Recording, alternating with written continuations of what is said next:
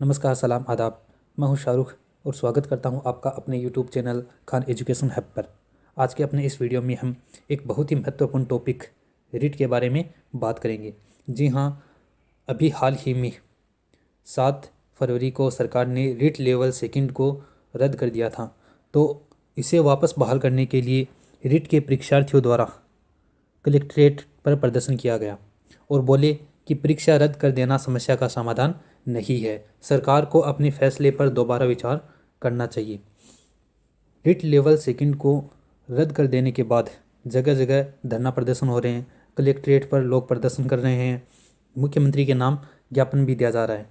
अभी हाल ही में गंगानगर में कलेक्ट्रेट पर प्रदर्शन कर परीक्षार्थियों ने मुख्यमंत्री के नाम ज्ञापन सौंपा।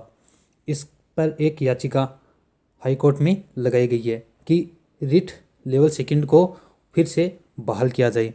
इस पर कोर्ट का क्या फैसला आना है, ये बाद की बात है। अभी हम बात करते हैं रिट लेवल फर्स्ट की, जिसकी आवेदन प्रक्रिया पूरी हो चुकी है।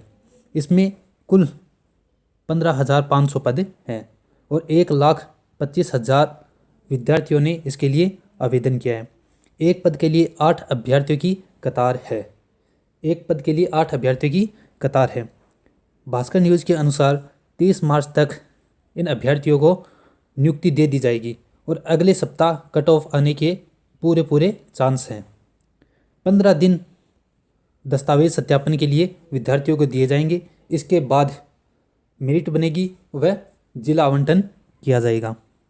बात करें हम 2018 की, तो 2018 में कुल 26,000 पद थे और 77,000 आवेदन आए, यानी एक पद के लिए 3 अभ्यर्थियों के बीच मुकाबला था।